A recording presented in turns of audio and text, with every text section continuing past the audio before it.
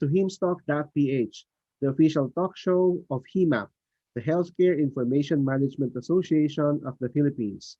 HIMAP is an industry association comprised of companies engaged in delivering healthcare information management services to the global market. I am your host, Vincent Remo, and I am joined by my co-host, JL Botor.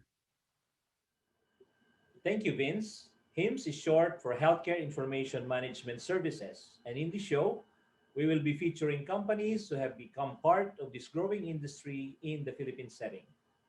We will introduce case studies, meaning actual experiences of Philippine-based companies, focusing on how their solutions and services have helped the global healthcare ecosystem by simply serving the needs of their clients. This is HIMSTalk.ph. This talk is all about HIMS. We've got an exciting show for you today. Our topic is Pharmacy Benefit Management, ensuring correct and safe medicines to U.S. patients, the Pointwest story. Allow me to introduce to you our speaker. Our speaker is the co-founder and served as the longtime president and CEO of Philippine IT BPM firm, Pointwest Technologies Corporation. She also served for several years as president of the Healthcare Information Management Association of the Philippines, HIMAP, which currently she is still a board member and sits as chairman of several committees. Aside from her role in the rapidly growing healthcare information management industry, Ms. Coronel also served as the board of the Philippine Software Industry Association, heading its Capability Development Committee since 2011. Pointwest is a leading 100% Filipino-owned company that provides IT and BPM services to top Fortune 100 and local businesses and organizations.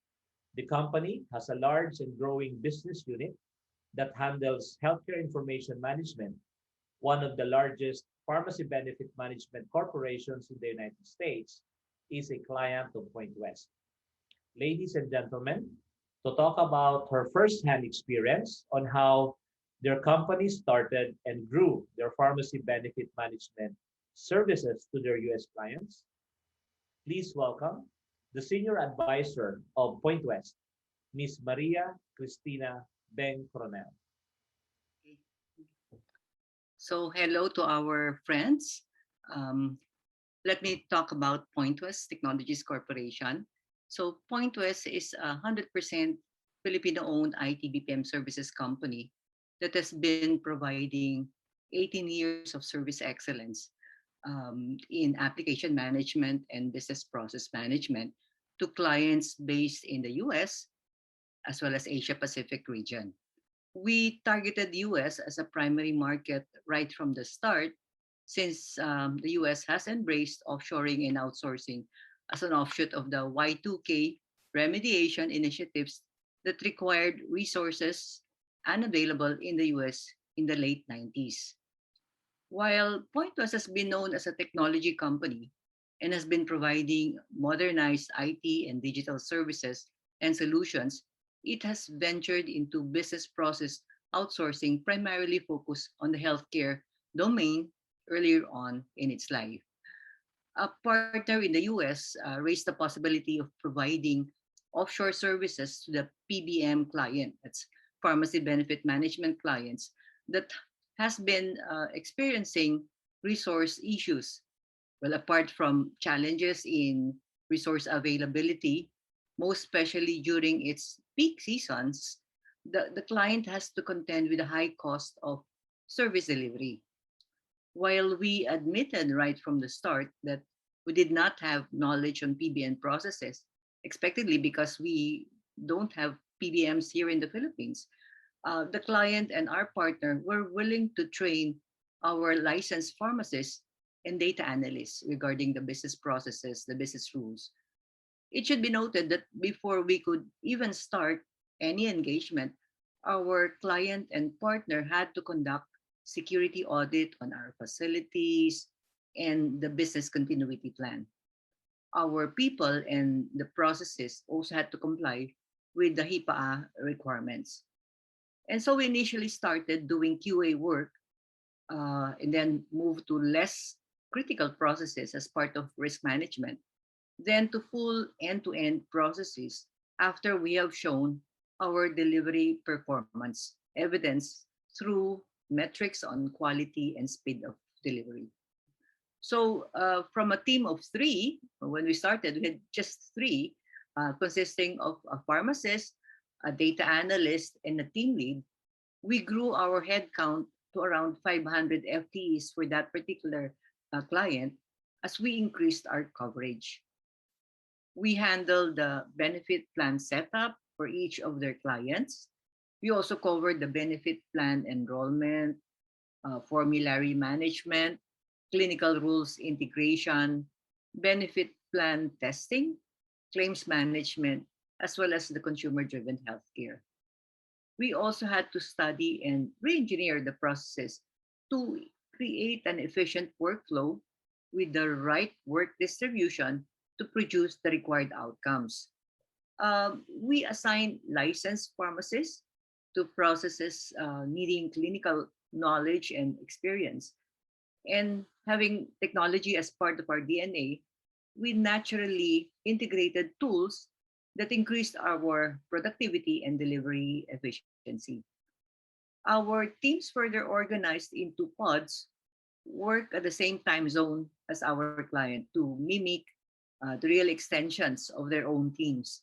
So regular virtual team meetings between on-site and offshore teams are normal part of the processes. Since benefit plan setup and enrollment is an annual exercise that usually happens either mid-year or end of the year, the need for resources becomes seasonal, with peaking happening on this specific months in a year. This is actually one of the compelling reasons for the PBM's decision to outsource. They didn't have to worry about hiring, training, and releasing resources based on seasonal requirements. And apart from the challenges in resource administration, the need to provide the corresponding infrastructure, office space, equipment further complicates the seasonal requirement.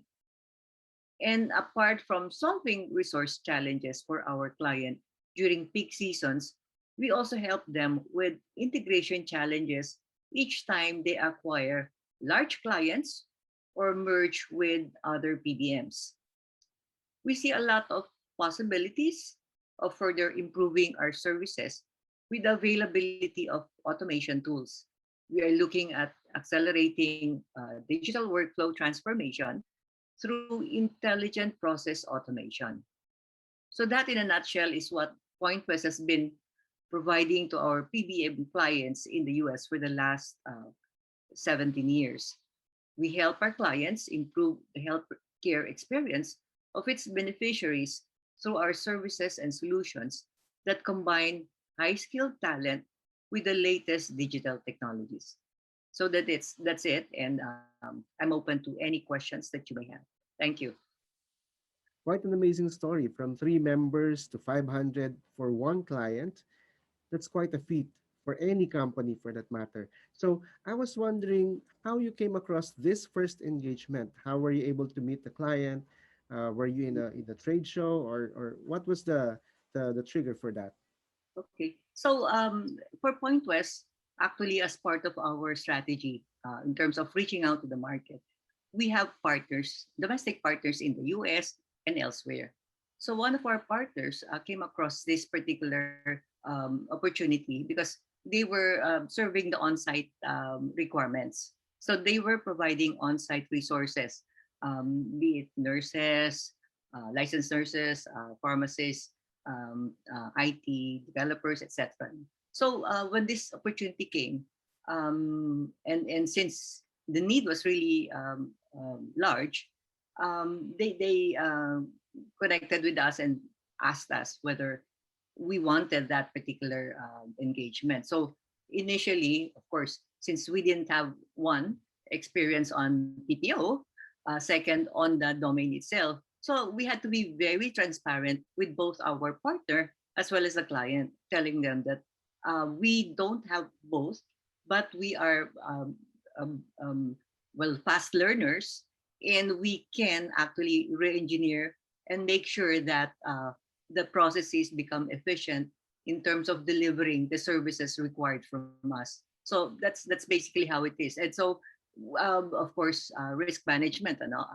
We normally have a transition process. So starting from less critical process, then moving forward towards an end-to-end solution. So it was with cautious, cautious direction in terms of making sure that risk management is always a key factor in terms of moving forward to the next steps, to increasing our resource base. So, and it's all full transparency with our client. So I think that's one of the elements that we need in all of the engagements, and having the trust element between partners, clients, and us. So I think that's the first and foremost thing that we need to build, and that's true for any outsourcing engagement.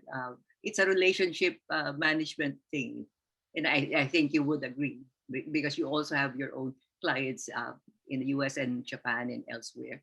Yeah. Definitely. Thank you, Ms. Beng. Ms. Beng, being an IT company, and when you embark into your first BPO or BPM service, I know that there can be challenges to that. So can you share with us any pain points that you have encountered when you started now looking into the BPO space? Okay. So the first issue was in terms of the resources.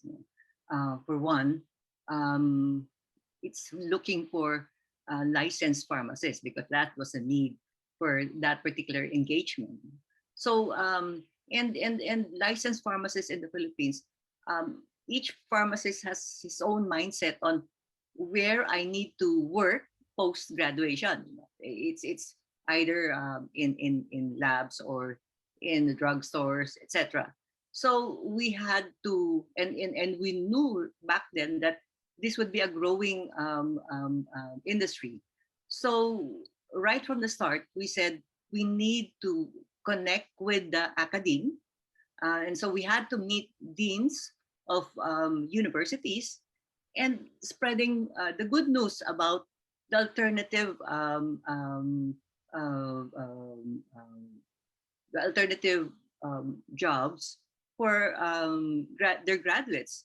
Right from the start, they were quite cautious too. No, they thought that entering into the BPO space in the BPO industry means it's purely converting their licensed pharmacists into call center agents, and so we had to shift all of that mindset of even the deans of schools, as well as the students themselves, the graduates. So we had to conduct a lot of sessions, career planning sessions, and making sure that we bring out the right messaging to the audience that we have, which would be the academe as well as the graduates. So I think that's the first challenge that we had in terms of resources. And second is really making sure that we are able to get to know the business rules and all of those stuff. So as I mentioned, we don't have pharmacy benefit management here in the Philippines. So it's quite a new thing for our people, but we do have, well, we are very strong in terms of process management, process reengineering. No? So we know right from the start that we can thread with it, with this particular idea efficiently and effectively. And so we were able to do that. No? So and so knowing the business rules, so they had to conduct a lot of sessions for our people, and then from there we packaged our own training kit so that we don't have to get much of their time. So we packaged the training kit so that every new person entering our particular engagement would have to go through all those training kit requirements and be able to safely say that you have already passed this particular. So there are exams, or at least there are tests to make sure that that person, before he touches anything, are already accredited. And also from the partner's perspective, they also have a hand in terms of the review process. So they make sure that our own people are able to grasp the concepts, the business rules properly. So it's really making sure that you have all of these things in place. So I guess that's those are the initial challenges that we had to contend with. And I think being transparent to your clients is really a very good, I think, factor, no? Kasi, yeah, we always lay out everything on the table and tell them exactly what it is and how it is. Yeah. You mentioned that it originally started from the US. There's already this service in the US, and you brought the service to the Philippines. I mean, you operating in the Philippines. So, and then you had to re-engineer the process. Right. Were there new roles that were introduced, or how did the process change when you shifted from the original US operations to the Philippine-based operations? Yeah, certainly. Because the original process is everyone was in one particular situation, and I think in their particular setup, well, assignments, whoever is available at that point in time, you get the task or the job at hand. But in our particular case, we had to lift and shift, meaning um, try to categorize which of the processes can really be brought to the Philippines. No, so not everything can be brought to the Philippines immediately. All those front end services, we had to back off right from the start. This is really interfacing with the client's clients. So we try to shy away from that initially, and really choose the processes that can really be done back end, and at the same time with people that become knowledgeable in all of those things. So it's a lift and shift, and then dice and slice, meaning also for the tasks or the processes that you bring to the Philippines, you try now to slice and dice, meaning categorize it further in terms of the skill set requirement, so that you're able to optimize the work distribution. Because admittedly, when you take on this job, you have a combination of resources from the licensed pharmacists, nurses, data analysts, managers, etc. So you try to break it down such that you are able to effectively assign the work to the right people, sets of people. So all those requiring clinical knowledge and expertise would have to be clustered in one group, and the rest requiring non-clinical in another group, so that you're able to immediately utilize or optimize the usage of your resources, knowing that the type of resource would have a bearing on the costs of the services that you have. So we also make sure that we are able to optimize on the cost, so that we're able to deliver to our clients a reduced or optimized pricing as well. So the benefits of doing it is also being able to, is also being enjoyed by our clients. So we are able to actually stick to our pricing year on year, or at least seldom do we really increase the rates, because we know that this is a cost sensitive industry. Healthcare is one of the, I guess, most expensive costs. In terms of cost, it's one of those with a higher cost in the US. So the cost of healthcare is really increasing. And so we try to actually help in terms of reducing those particular costs. Ms. Beng, looking at it from the operation side, our viewers might be interested to know the details of the service.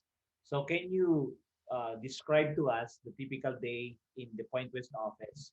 So in our particular case, for the teams, they actually mimic the time zone of our clients, so that there's always yeah, it's like an extension of their teams.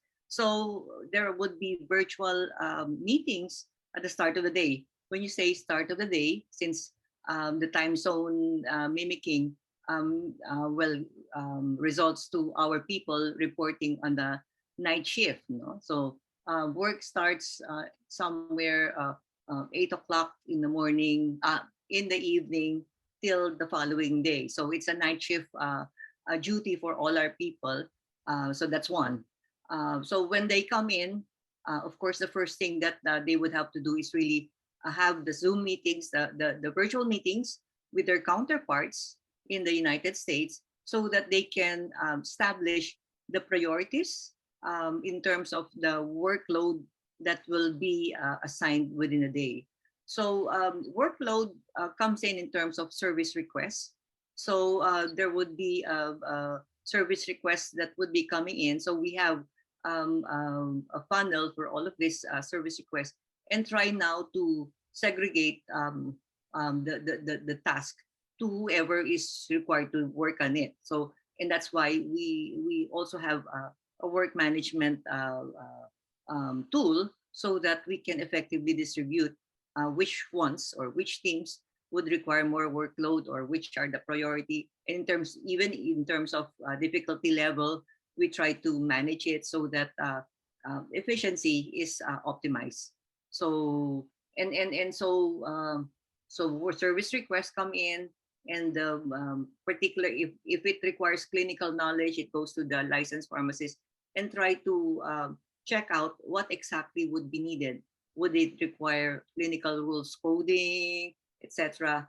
They go through all the requirements, but of course there's a QA, a point of QA, to make sure that whatever we submit or release to the clients are of acceptable quality. So there's always that gate, the quality gate, to make sure that all of our work that finally ends up to the client are a-okay in terms of quality.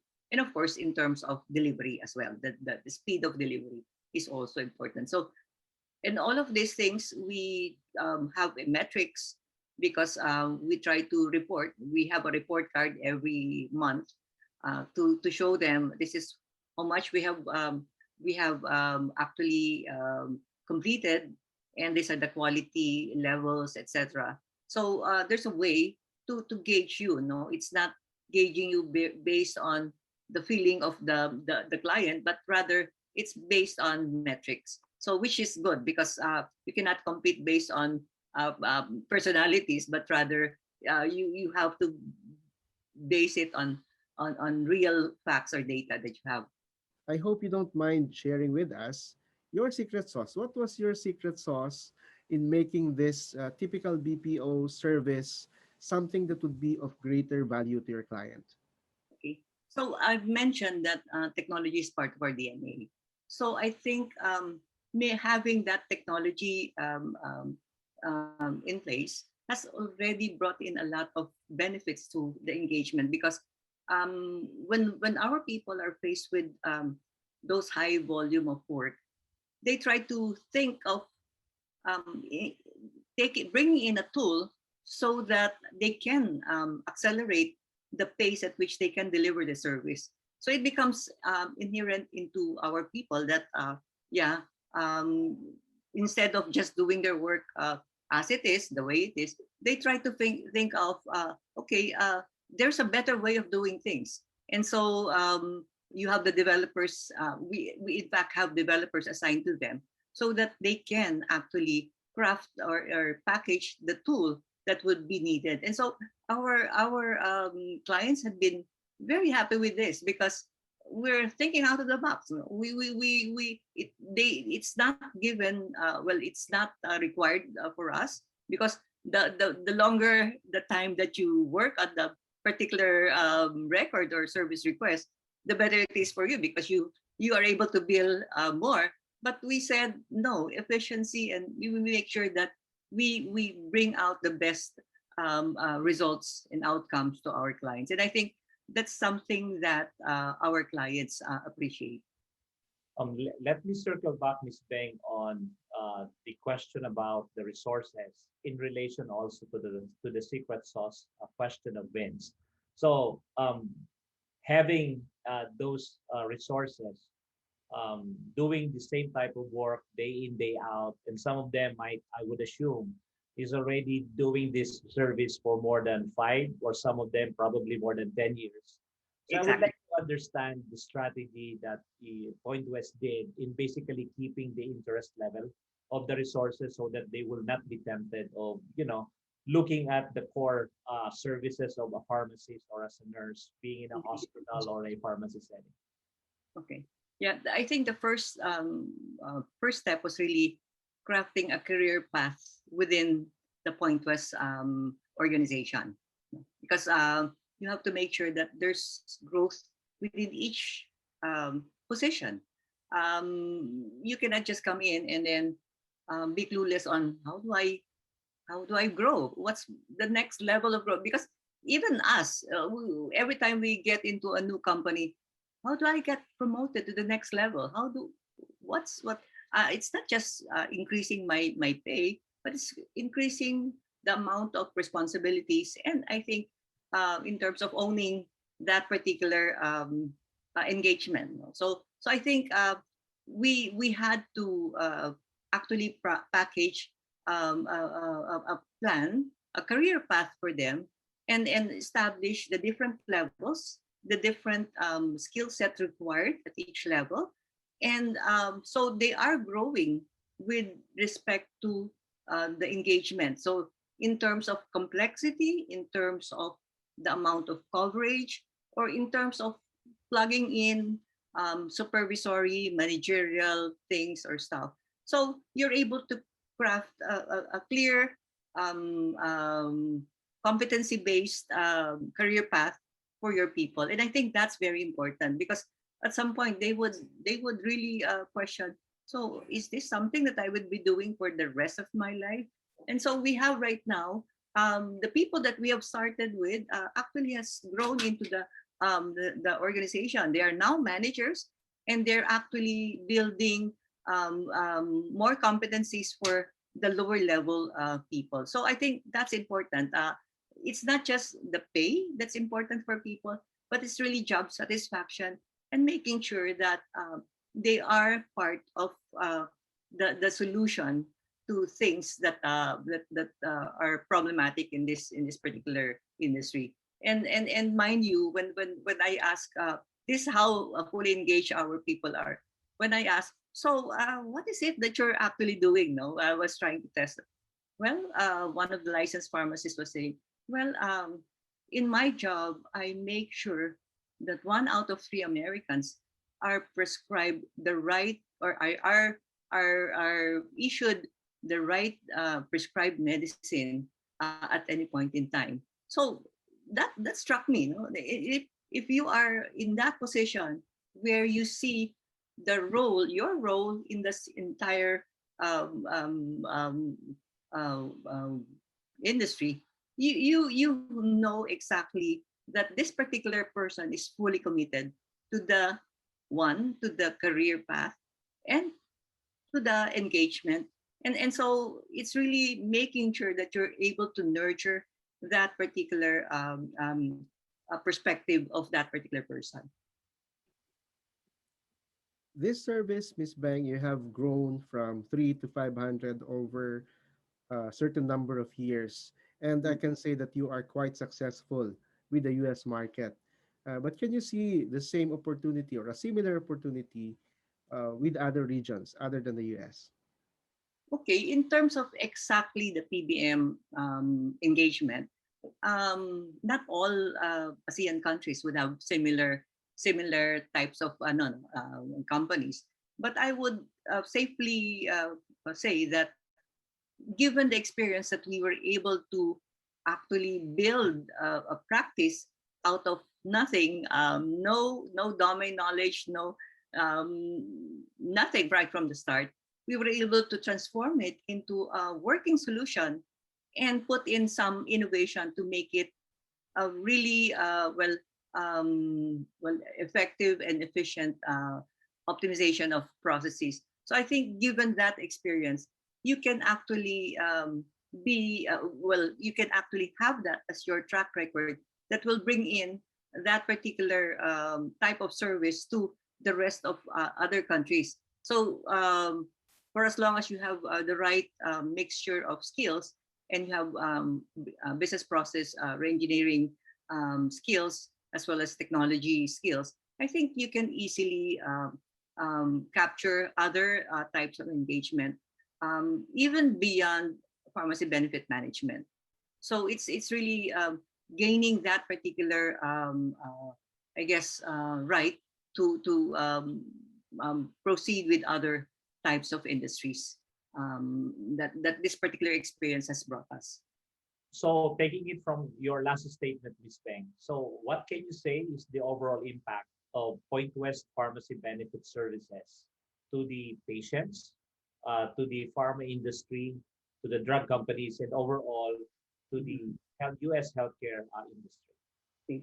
So I think the first one is really in terms of the cost, making sure that we bring in all the necessary services at a reduced cost or an acceptable cost. So because that's one pain point within the U.S. healthcare industry, the increasing cost of healthcare. So we have that one as a benefit.